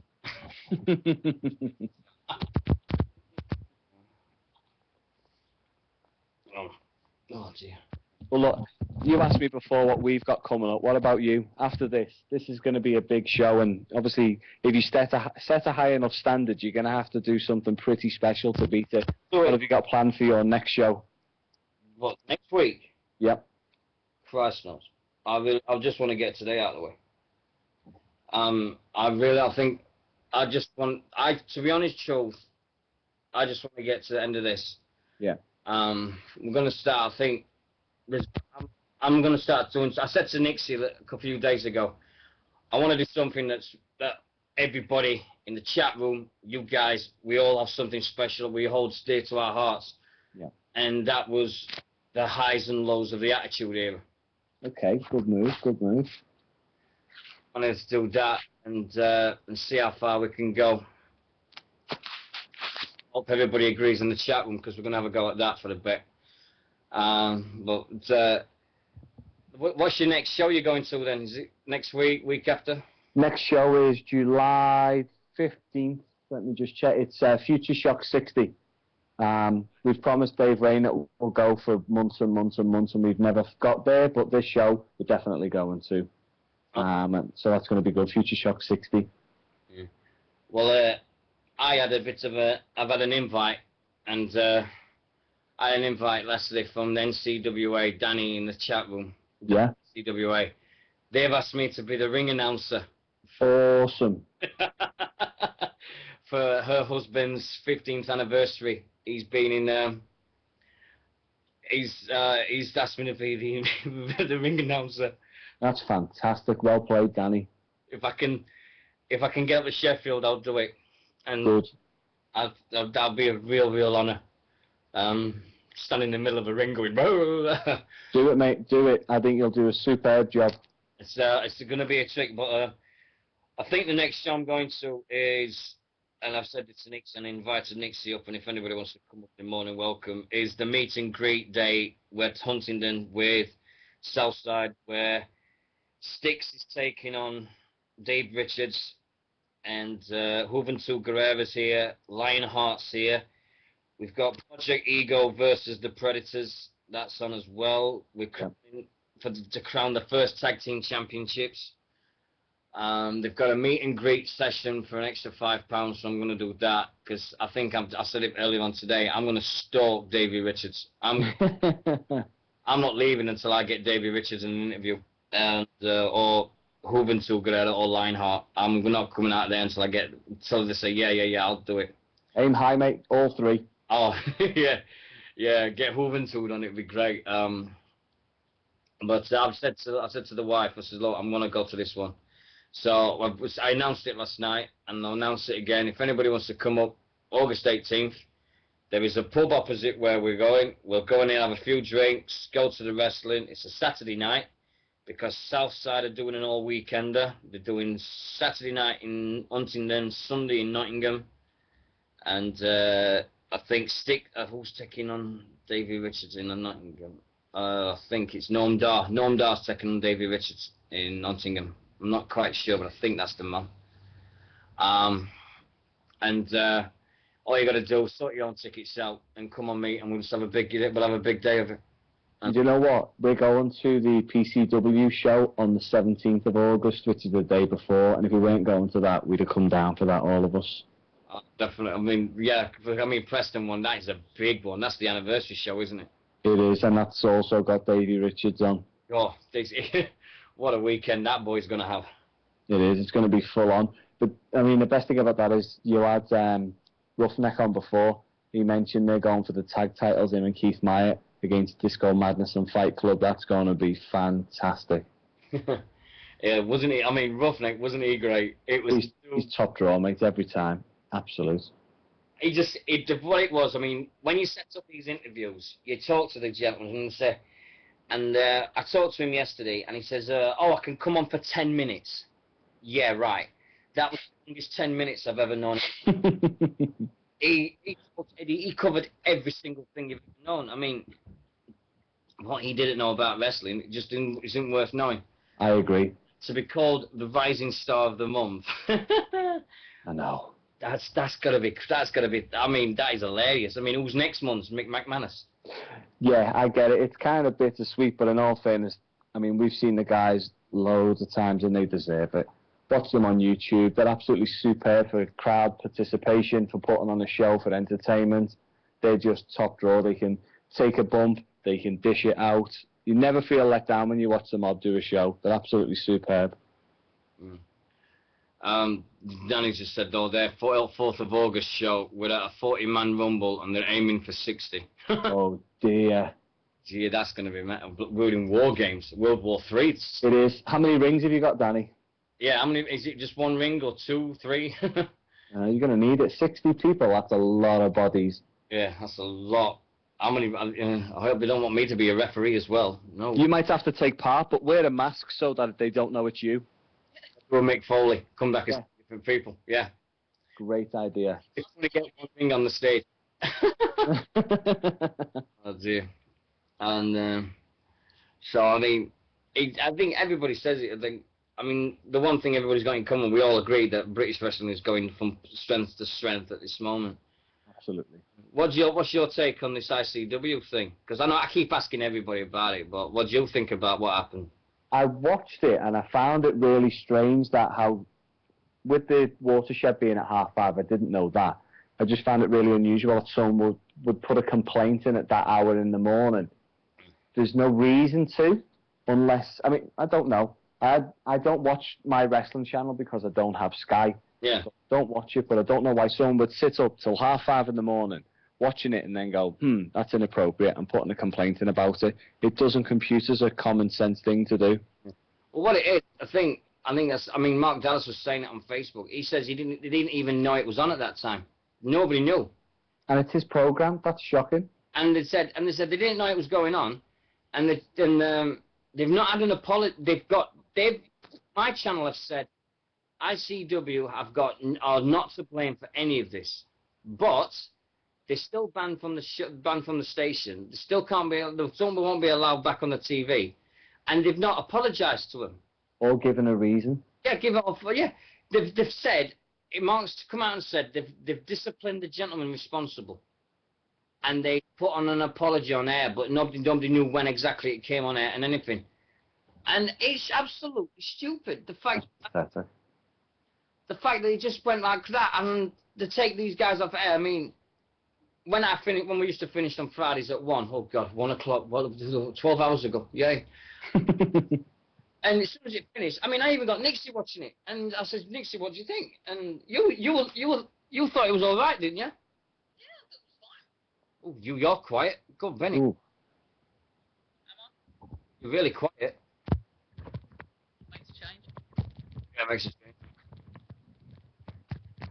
How's that? Yeah, that's better. Better. Alright. I think he had a product that was different, and everybody knows it was different, and just went for the adult type audience. Yeah. So I still can't believe they got pulled off. I really can't. And now they're doing internet pay-per-views and everything. So yeah, I just think that there's a lot of changes happening, and I think my channel now. I mean, I've looked on their Facebook, and the amount of abuse they've been getting from people is just frightening. I think they realise they've dropped the ball big time with that now. Well, I sent them a very, very nasty message, and I'm not going to apologise for it. It's just the fact that it needed to be said. And if you go on if anybody goes on the My Channel Facebook page, you will see my message, and that people understand my feelings, because I want to see wrestling on TV, and I don't like it when some dickhead decides to put on a show at 5 o'clock in the morning, knows the watershed's on, finishes at 5:30, and then gets the TV show pulled off the air through no fault of their own. Yeah. Absolutely disgraceful. It's an amateurs. I call them a bunch of dicks, and I've seen better run bleeding organisation by alcoholics and stuff like that. Mm-hmm. I just went right for the throat, and I was disgusted. I really was. I mean, the guys there are doing their best to get a different type of product to everybody, and they're attracting an audience through it. Yeah. You could just see what's happening. It's like and when he put it on Facebook, it says, "Oh, we've just been banned," and I'm like, "What? Whoa, what's going on here?" And it seemed like the big talking point. Did you hear about Twitter with Booker T last night? Yeah, I saw it. I was watching the show and clicked on the links, and that was shocking. Yeah, it gave out all his personal details and everything. It was the KKK that did it. Unbelievable. And yeah, it's been a week for Twitter. I mean, we had Earl Hebner with his attacks on Monday. Yeah. And Scott Steiner getting sued by TNA now. Such a shame. I love Scott Steiner. Yeah, I think Stocko and everybody, and everybody just loved your tweets with Steiner. I think it was one of the highlights of the week. You just clicked on Twitter hoping that Steiner was going to start. You really did hope that you were just going, please, please, please start. Come on. Yeah. It's one of them things, I mean, you just look forward to it. And I've been trying to think of things to say. But I think this week, Strobe Watch took place of everybody. Strobe Watch was top drawer, and gutted that got took down. That has got to be holds the record for the fastest page to be withdrawn off Facebook and Twitter in the same day. Yeah. It has to be a record. I've never known anybody get drawn off of things so quick. And I think I said it. I think I said it to you, Nixie, didn't I? This kid that drew posters and put. Oh, that was genius. Yeah. His face in the middle of them. And you what? And I think the other one, there was a one-way wrestler, and they named him on this page, and they said the reason he's on it is he got a bad review on UKFF. His mum then went to the police station to report this person that said this bad review about her son. Oh, amazing.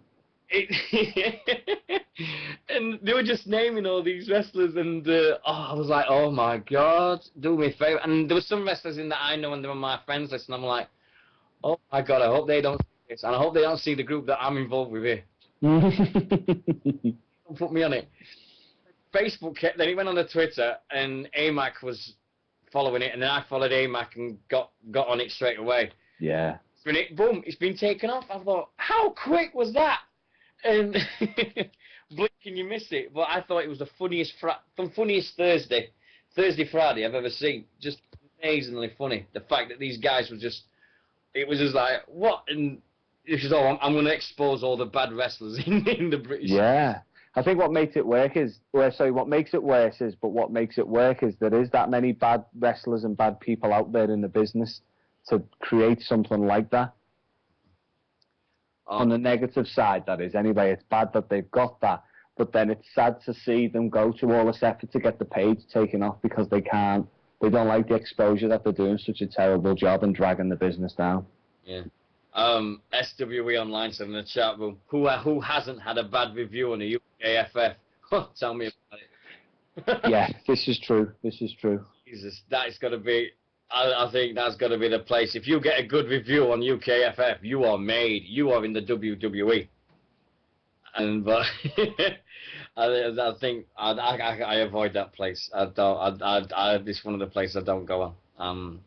It's a personal choice, but that's it. Troll Central. Pretty much, mate. Yeah. But I mean, thanks very much for coming on and getting chat to me. You've got my spirits back up. I was flagging for a bit. There's a guy in the chat room I don't want upset, and I don't want him to leave, and I don't ever want him to go, because I think he's an absolute gem for what he's done for me. And yeah, mate, that's cool. Look, again, I'm going to be listening to the whole show at any time, so if you want to chat or talk about anything, just call me on Skype. I'll be listening anyway. I will, mate. Thanks very much. Thank you. Anytime, mate. No problem. So, good, buddy. Nixie! Hello. Alright, you are, love? Yeah, I'm awake now. Right, now, just for everybody in the chat room, we said we was going to do this, and we hope everybody enjoys it. We're going to do our little take on the Attitude Era, the ups, the downs, the good points, the bad points, and see how far we can go with this. What do you think? You up for it? Yeah, absolutely. Is the chat room up for it? Oh, we're losing Bill. Well, you up for it, guys in the chat room? Just for a little bit of a nostalgia thing? Yup. Okay, here we go. Right. When did you think? First question, and it's a good one. When in your eyes did the Attitude Era start? I think probably, and it sounds a silly thing to start on, when they started changing the logo. When they started changing that logo, the whole, do you know what I mean? They had that in about 96, they had that white and that gold and that blue WWF thing, and then they changed it to the one we've got now. Once that started changing, the whole company started shifting direction. I think probably late 96, 97. So, you don't think it was like, I always said the Attitude Era was born in ECW. They had it before anybody else.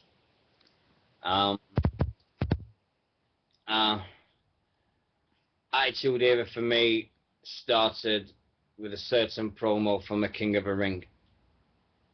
And I think everybody knows which promo I'm on about.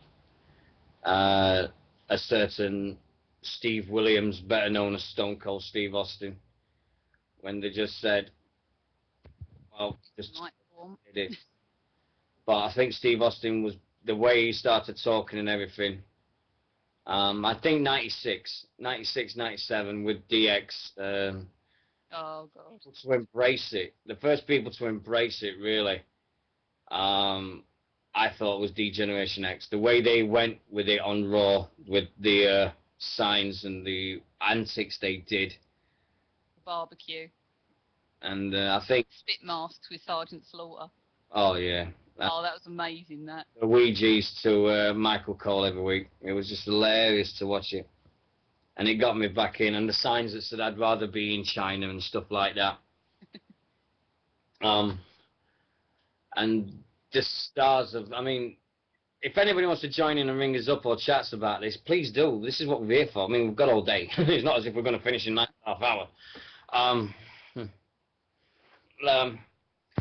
We got a thing with the attitude stuff and everybody. It was like you had it coming off. In my eyes, it saved the WWF. We're not going to call them WWE because it was the WWF. It saved him from going under because we always knew that they was getting their ass kicked in the Monday Night Wars, 82 straight weeks. We always did them. I'll see you later in Winters. Take care, man. Night. Night, mate. And we said to, I looked at it, and you had, they had to try something, otherwise they was going out of business. And you had, WCW, they had Hogan, Savage, Nash, Hall. They had all the big stars that the WWE had left behind. They'd left the WWE behind.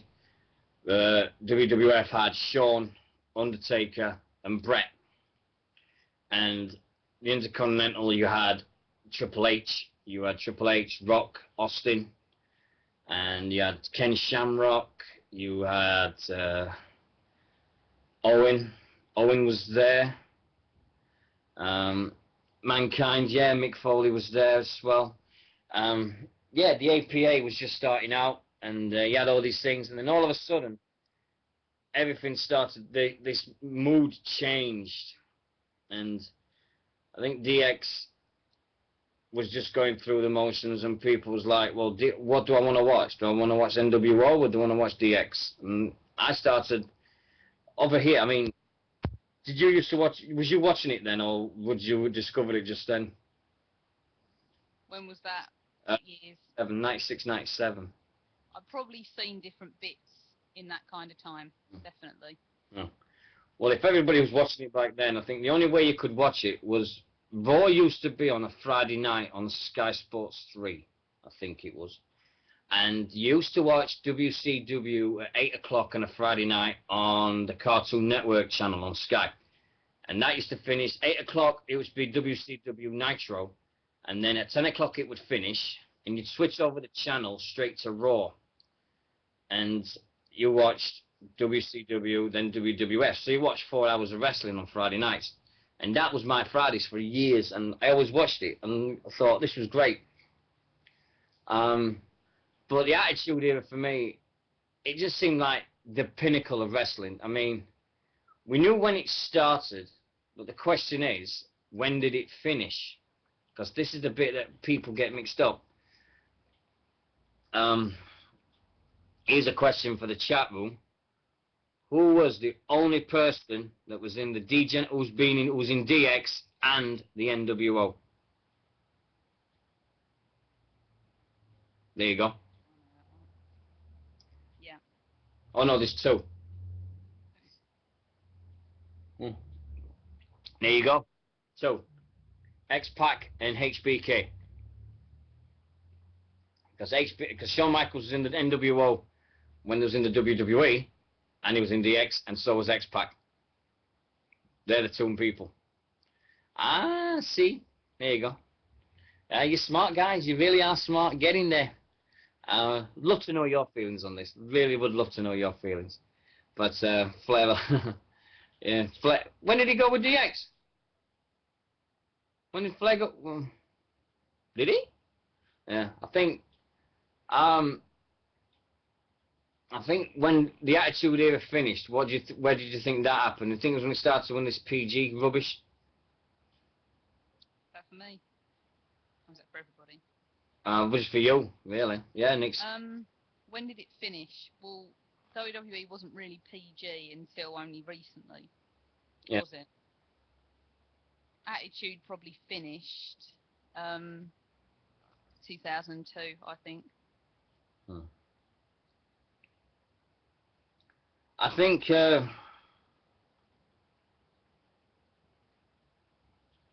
somebody's cancelled their bid. Oh dear. Oh, that's no good. On what? I don't have a look. Sorry about this, guys. Somebody's cancelled a bid on the eBay. Boo. Boo. Oh, it's on me. It's on my wrestling cards. Boo. Ooh, you Torax. Well, I don't care. It's all right. We're gonna keep going. But it's like, I mean, the highlights. Everybody goes on about the highlights. I wanted to be. Oh, we've got another 10. Charles Riddle. Thank you so much for sending us £10. Thank you so much. That's very generous of you. Thank you. I always think that the highlights of, they made stars out of Road Dogg and Billy Gunn, the New Age Outlaws. If anybody embraced the Attitude Era, it was the New Age Outlaws for me. They really ran with it. They ran for the whole thing with it. They just went mental. And when they became DXs, I still love the intro. And the fact that I could do it to sign language meant that I was. Excuse me, mate. Oh dear. Back here. Let's knock at the door. Oh, alright. Alright, I'll carry on. The thing with Billy Gunn was that him and Road Dogg were great up until the point where Road Dogg seemed to disappear, and then poor old Billy Gunn never did quite redeem himself after him and Chuck and their little bromance, I think. Who else really? There were just so many people. No, he can't. The Union, yeah, there was so much going on. Yeah. The Union versus, go on. Oh. You alright? Yeah. Bleeding wife and then a bleeding claws arrive. Jesus. Bit of missus, didn't it? Jesus Christ. I should have left it on the door. Don't mean that. No, I don't. She'd kill me. The shoes. She'd murder me. I think everybody there of the Attitude Era. SWE Online said it was easier to list who wasn't in the NWO. I mean, you look at all the different factions you had with the NWO. You had NWO Hollywood, NWO Wolfpack, LWO Latino. BWO, Blue World Order. Oh, don't. They were the best thing ever. They were excellent. Here you go. Name the Blue World Order. That was great, that. Come on then. Name the 3 members of the Blue World Order as the proper names. Blue Meanie. Yep. It wasn't Stevie Richards. It was who? It was Stevie Cool. And you had Hollywood Nova. There you go. That's the 3 members of the BWO. And I still think it was the funniest thing I've ever seen. And absolutely spot on. They were absolutely spot on with their stuff. But yeah, I think everybody looks back with the affection, but Attitude Era was how I had the Montreal screw jobs. You had the Montreal screw job involved in it, and Who screwed who? Sean. You had Sean missing because he was messed up with his back, so they went with Austin and The Rock. And you had you had Owen's death in the middle of it. You had Brian Pillman's death as well.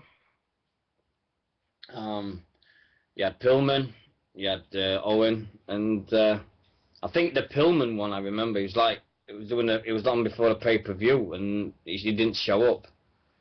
And then they just found him dead. And I think Pillman was more.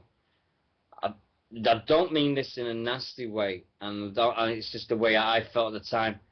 I was more upset over Brian Pillman than I was Owen. And I don't know why, but I think I was more upset over Brian Pillman than I was Owen. I think it was Bad Blood, yeah. But it was one of the things that shocked me because I didn't expect it, and because Brian Pillman, The loose cannon character was an absolute dream for Pillman to play. I